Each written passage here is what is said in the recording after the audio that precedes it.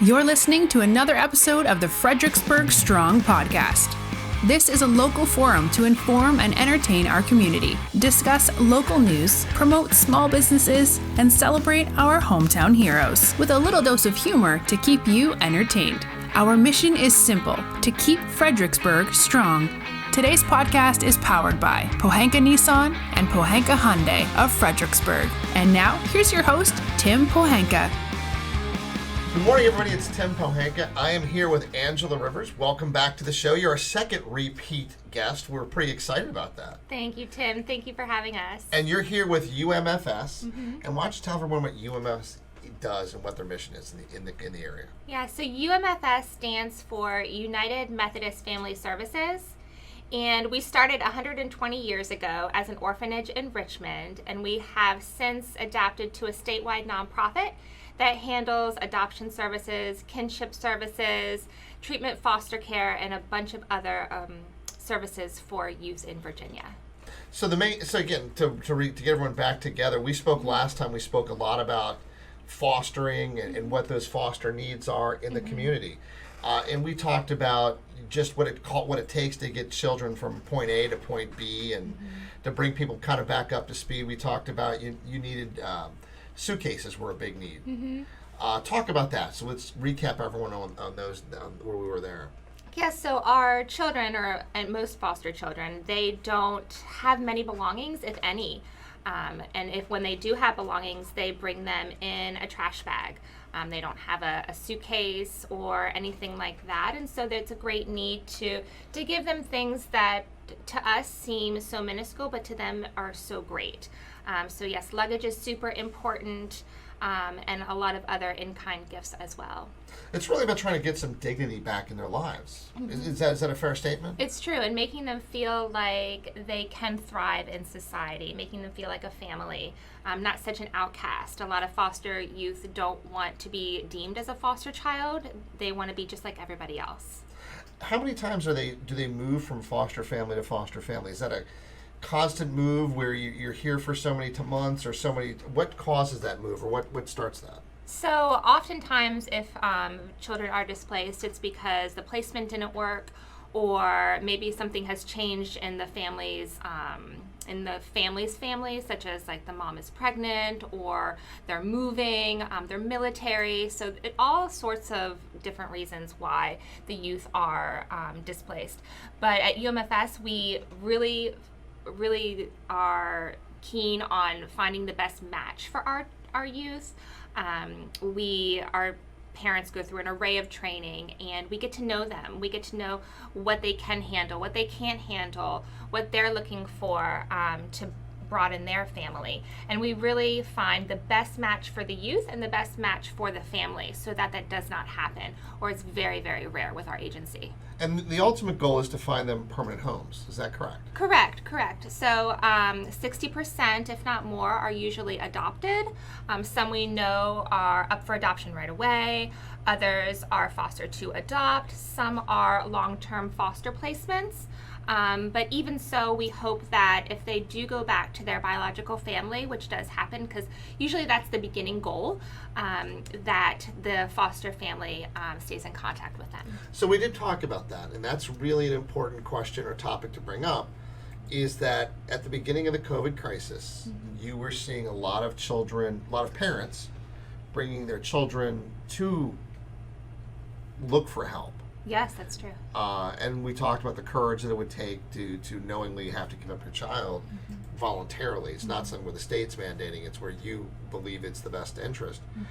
How's that going? Are you seeing that rise? Is that leveling off? Or how is that working out right now? It's starting to level off right now. However, we assume that when kids start going back to school and there's more eyes on the youth, that those things that are behind the doors that we haven't been seeing during COVID, such as abuse or neglect, that we are going to see that come to fruition more so as more eyes are on the children, and we're going to see youth coming into care faster here in the next few months. And so that does bring up a point about school, going back to school, and if that will happen. How does that impact your mission?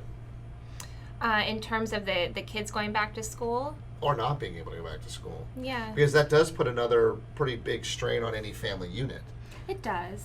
We have found that there hasn't really been any disruption with our families during this crisis, which is really great. We are such a family at UMFS that we're really there to support them through all things. And the youth, a lot of youth, especially foster youth, like to have structure, so not having to go to school or to this or that has been a little easier for them, just so as it would be any easier for another child as well.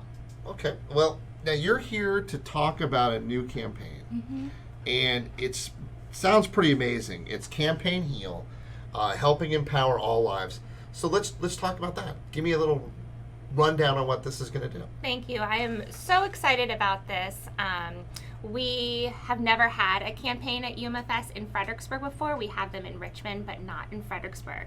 And when I took this position, I have since realized that Fredericksburg is very, very community oriented. And a lot of people want to give back to the community. They want to give back to Fredericksburg, not necessarily the big organization, but they want to give it back to Fredericksburg to see Fredericksburg heal and grow. And so I am hoping, and we are hoping this annual year to raise $5,000 to help impact the lives of our youth and our families. This could look different each year depending on the needs of our youth and the needs of our families, but we as a nonprofit know that the extra funds would really allow our higher risk youth to truly heal and grow and become amazing children and adults in society. So can you give us an example of what you would think about that would be a challenge, or what the donations could go to? Yeah, so for instance, when it comes to school, say the youth have to do virtual school and they don't have a computer. Well, that money could be utilized for us to pay for the computer. Another circumstance might be a child with super behavior issues. We could provide them with sensory kits, or maybe music lessons, or something that could help them do some type of therapy to really get them to have an outlet. We could maybe give a birthday party to all of our youth, something that they've never had before. Or maybe a down payment on a car, or just, thinking in the greater aspect as this goes on and on and on through the years. I could see some really great things happening for our children and for our families, because what they do is hard work. And so we want to always give back and say thank you as much as we can. So this is kind of like a general fund that can be, so it's not just, hey, this is only this year going to this. It could be going to this, and this. So it's really just a general fund for people to take into. It is, yes. And so when I have been in the community this past year, a lot of people wanted to donate, but they didn't know what the funds were going to be used for. So this way it gives us a little bit of a breakdown. So if somebody asks, we can say, oh, well, we have spent money on this, and this is something else that we've done, and this is what we have as the big picture, so that we really can help our children heal and grow. So I'm going to say this. Your shirt says something that's pretty interesting. So let's talk about that. I don't know if you can get in on show this. Superman had foster parents. That's a pretty good statement to start off with right there. In order to grow and for him to be the man that he was. And so that's pretty. Who came up with that idea? That was a slogan that we've had for quite some time. I really don't know who came up with it, but probably our marketing department. They're super great. Oh, well. Yeah. And they had pretty cool parents to begin with. So how many children in the area today are we looking to place? So it really varies. We see intakes of youth coming into care almost on a daily basis. In this area as a whole, there are over 200 children in foster care, but that's just who are in foster care now, with whatever agency. And so more and more continue to come in, and COVID has certainly made things a more faster rate than we have ever seen before. It's not a small problem then. No, it is not a small problem. And in Virginia, there's over 5,000 children in foster care. And we do see a lot of need for for teens, for families that are willing to take teens. Oftentimes we get families that say they want a baby, and we don't always get a baby. It's actually pretty rare, and if we do, it's they're medically fragile. So we're really searching for families that are willing to take teens. It's super important because, you know, especially since teens have been usually have been in foster care longer than others. It's not like they just got displaced right away, and so we can really capture their ability to become their best selves and grow into society if we have a really strong family. It's still rewarding. Very rewarding. You know, you mentioned about young babies, and what was the word the phrase you used? Medically fragile. So like that would be like addicted to drugs and things like that. Yeah. What percentage of those? I mean, so when you start to look at it, and everyone would like to have the perfect bit newborn, and they, you know, the whole fairy tale can start from there. But parenting isn't a fairy tale. It's not, no. And there's no owner's manual that comes out with the children, and you know, and every day is an adventure. So it doesn't really matter where you start the adventure from, does it? No, not at all. And that's funny that you say that, the owner's manual. When I was little, I used to say certain things to my mother, and she would always say, well, nobody gave me an owner's manual on you. And so nobody gives you an owner's manual on foster youth or any youth for that matter. But with UMFS, we can give the families, the best support, the youth the best support. And Campaign Heal will really allow us to do it at an even greater level. You know, our goal is 5,000, but who's to say it can't be more than that? There really is no cap. We just know that 5,000 would make a big difference. How are you raising the funds? So where can someone go to donate to this? So right now, they can go to our website. There is a link there that says to donate. And it's really important because we don't have a separate link now. We're working on a link just for Fredericksburg to put for Campaign Heal or for Fredericksburg in the notes section, so we can actually give it back to our community. I am going to be kicking it off technically August 1st, but I'm starting to talk about it now just to get the word out. We're gonna do a lot of social media promotions due to COVID. I have a bonfire apparel campaign where people can go on and buy a Campaign Heal t-shirt, and then we are going to get a percentage back that way as well. We are going to, every month there's going to be something new. We have a whole year of plans of fun things for the community to be involved and to help give back to other community partners, you know, to bring awareness to another partner like yourself, to say thank you and just to put the word out about the great things you guys do. Now, besides money, you are taking other in-kind donations. Yes, we do in-kind donations as well. What would be examples? We've talked about luggage, and we were able to get you some help, I think, with some luggage funds. What else is needed? I mean, what other things can people, if they can't bring money, what else could they help out with? Yeah, we always need, which is really helpful, is toiletries. You know, sometimes youth are placed in the middle of the night and they don't have a toothbrush, or Walmart's not open, or now to COVID, things are changing on the hour. So, you know, toiletries that they can just have right there. Gift cards are always great, even though that's still monetary. Just gifts. Somebody donated like a bunch of Build-A-Bears to us, which was really great, and we could utilize them through Christmas. Games, board games, cards, just to, you know, thank you cards, just all. If we're really big on self-care at our agencies, so, you know, something that would really help them, the youth, the family, to say thank you is always nice as well. Well, this is what I want to do to help you kick this off. And so you said that you're looking to raise $5,000. So I will commit to you all.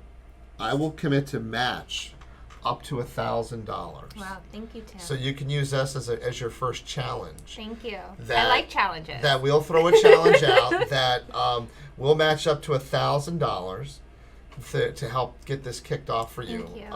Because I think it's an important need. And I love what you're doing. And I'm gonna tell you that I'm gonna throw this challenge out, and I'm gonna make sure that we get this podcast presented to some of my dealer friends out there to do me a favor. Is all of the gift cards that we've got lying around at dealerships, I am challenging you, Jonathan Pittman. I'm going to challenge everybody else through the area, Ray O'Brien, everyone here.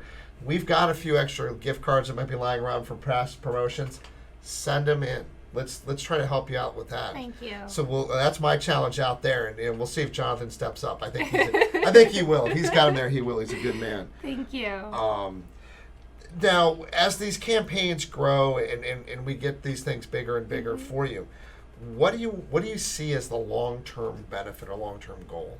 I see the families just really feeling like they are 100% supported, that there is no question. We don't have to say no if they can't do something or provide something, that we are always there. We have we pride ourselves on being unwavering champions. And so I want to take that to the next level. I want to really show that to all the families, to the community, that we are there when we say we're going to be. That whether it comes to funding, whether it comes to being at appointments, any which way, we are there for our families and support them and to let them know that they're important, and our youth is as well. You mentioned what you wanted to be there. Mm-hmm. So you're a big resource. Mm-hmm. And that resource is something that can be used almost like an owner's manual. Is that what I'm kind of getting? Pretty much, I'm yeah. hearing? It's almost its own owner's manual. Definitely. As we going back to how things grow, what does it take to be a good foster parent? I think we kind of briefly touched base on that before, but do you necessarily have to be a husband and a wife? No, you do not. You can be a single mom, a single dad. You can be same-sex marriage, partners, sisters living together. A family always looks different. My family, your family, everybody's family looks different. But what we look for are families that are able to be diverse, able to be flexible, able to learn and heal and grow themselves, so that if we ask them to do something, they're able to do it, and not really more, I guess I'm trying to say adoptable families. They don't have to be rich by any means. They have to pay their own bills. Some people might do it for the wrong reasons, and we never want that. You hear stories about, Yeah. They get money. Mm-hmm. Okay, they do. Mm-hmm. But it's not a financial windfall. Yeah. You can't adopt or foster 2 kids and mysteriously, you have your own mega yacht. Yeah. You still have to have love. Mm-hmm. And you mentioned the different types of families. Mm-hmm. Because we're not in traditional society, as tradition was in the past, you have the single parents that come in there, hey, and I want to do this. That's a tough undertaking. Mm-hmm. I mean, it's a tough undertaking as a divorced parent to take care of your children when you have them.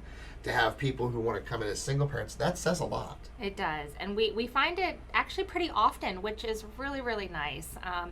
We see a lot of families that are police officers, nurses, the helpers. Maybe they have been in foster care and they know what it's like. Maybe people just want to give back to the community for what reason, or they want to grow their own family.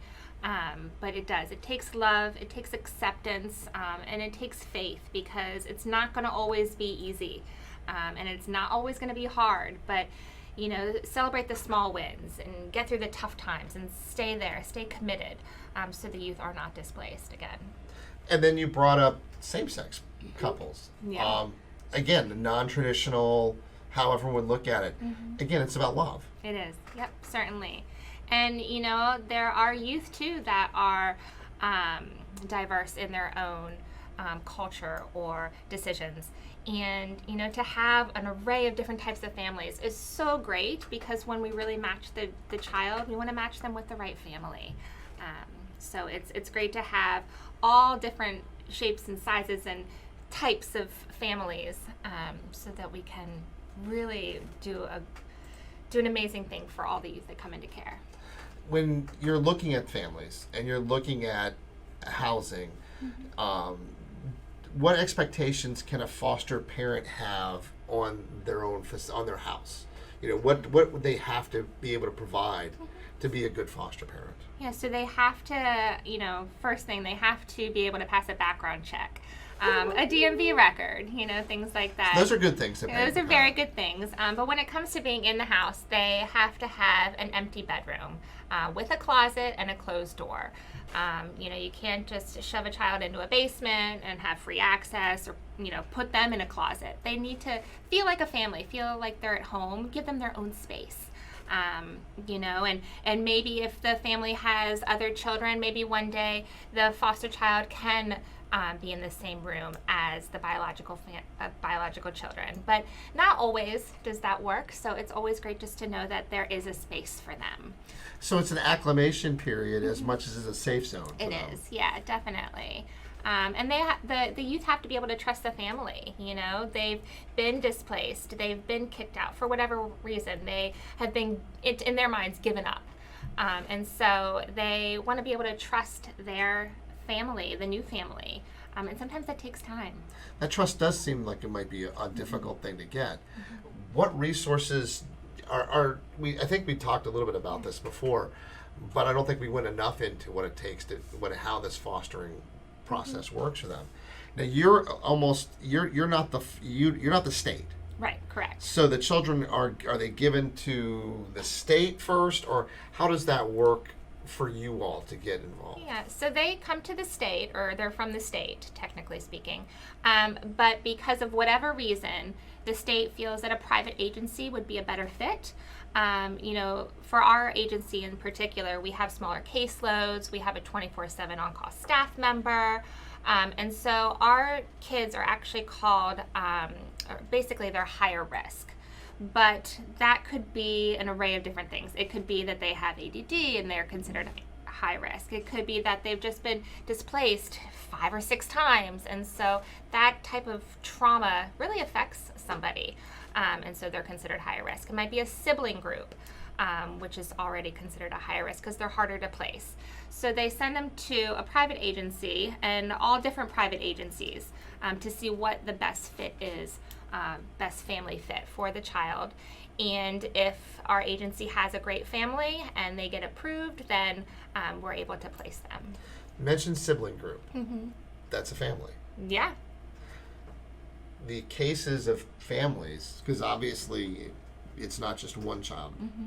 How often is it a sibling group that needs placement? I'd say probably maybe 30 to 40%. Yeah. So this is it's an undertaking. It takes a very special family to be able to do that. And that could be a sibling set of 2, it could be 5. It depends. Now that's not, do all 5 need their own room, or is it okay in that case to put some siblings together? It really depends on the family and the scenario.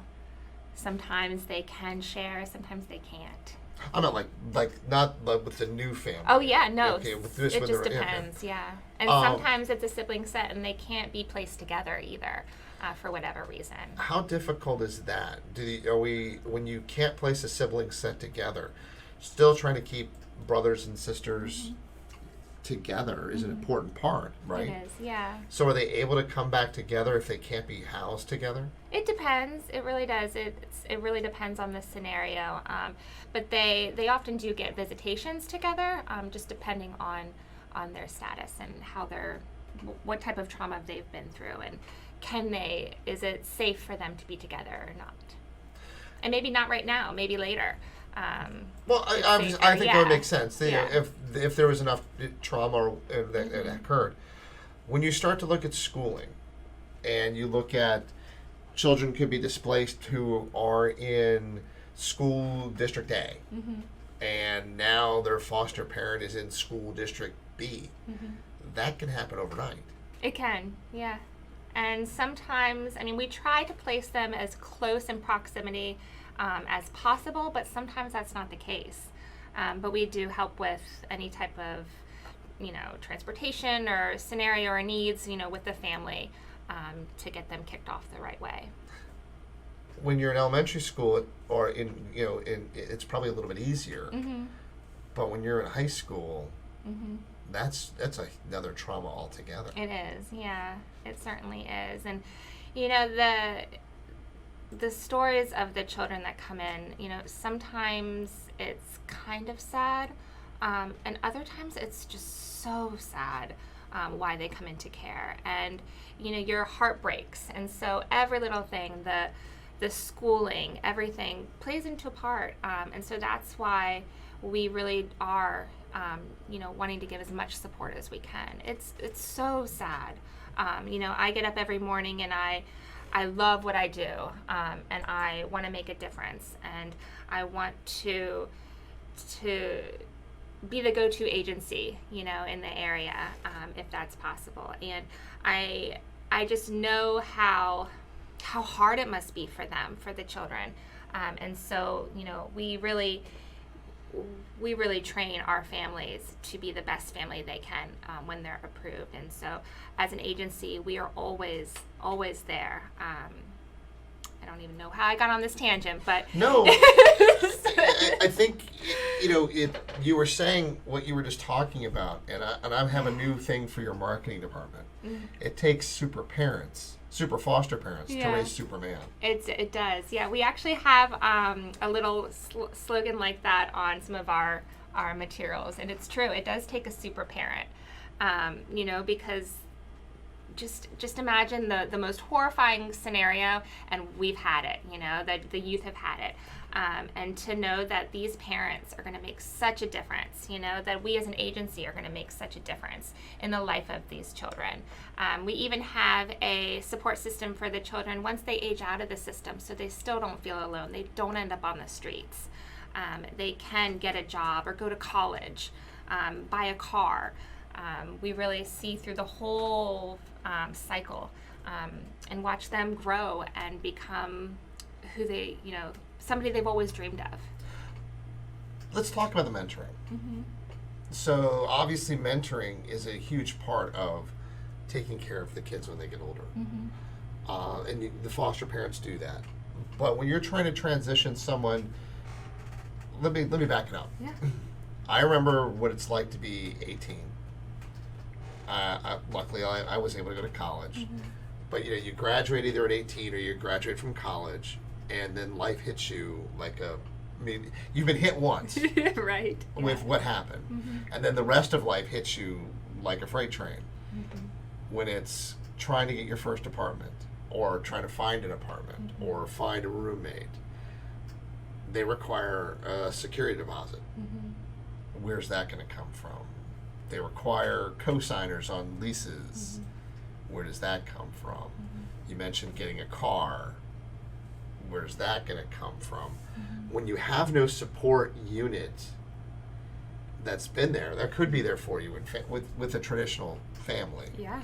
That makes that difficult. How are you all able to bridge that gap that's missing?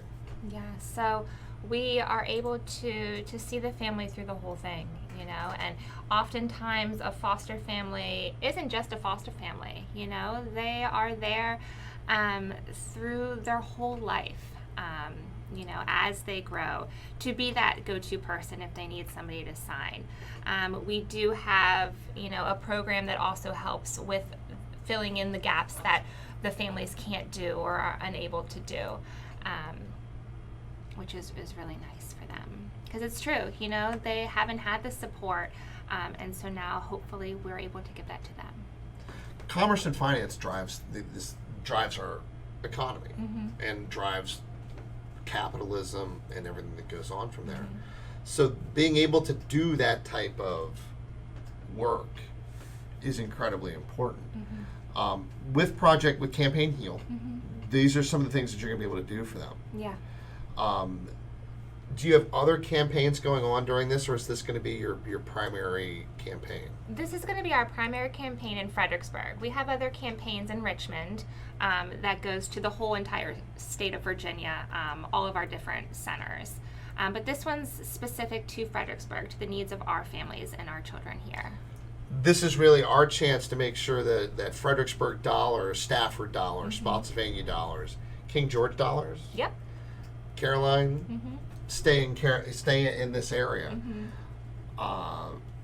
where are you going to launch? You said you're going to launch this October, on the 1st. Mm-hmm. Social media, Mm-hmm. Big Blitz, it's there. Do me a favor, get all that information to Shandell and to us, so we'll be able to help. We'll send that out for you at the same time. Thank you. Because I want to see you all really knock this out of the park. Thank you. I have big goals, so I'm very excited, and big dreams. I love what I do. I see myself being with UMFS. I told them they can't get rid of me. So, but the 5-year plan, the 10-year plan, it excites me what we could do for the children and for our families. I can't see anybody who can't look at a child and not see potential. Mm-hmm. And I know that the thing that still gets me as a parent to now 2 grown men. Mm-hmm. Is looking at pictures of other kids when I remember them at their ages and see that potential that's there. And you never want to quash that potential. Mm-hmm. And you don't want to see anyone take that potential away.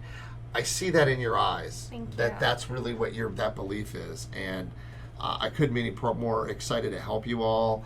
I couldn't be any more excited to know that you're out there helping families and helping children in the area. Thank you. Is there something else that we may have missed that we want to talk about? No, I think it's great. Thank you so much. All right. Well, everyone, please keep in mind this is for Campaign Heal at UMFS. How do people reach you?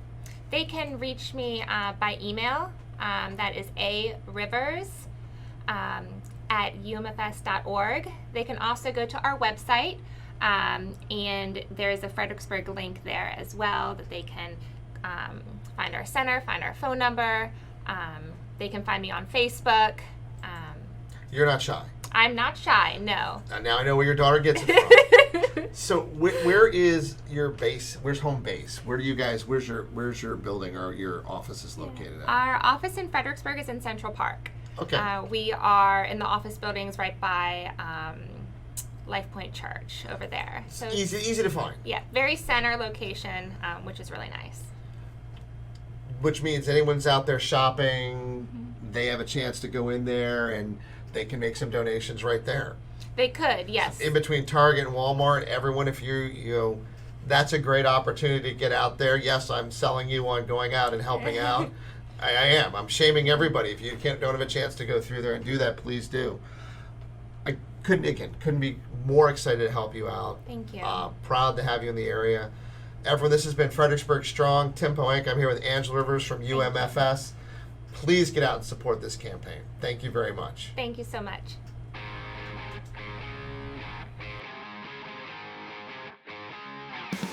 Thanks for listening to the Fredericksburg Strong podcast. Be sure to visit fredericksburgstrong.com to join the conversation, access the show notes, and discover our fantastic bonus content, as well as submit a request for you or your organization to appear on one of our future episodes. See you next time with another exciting episode of Fredericksburg Strong.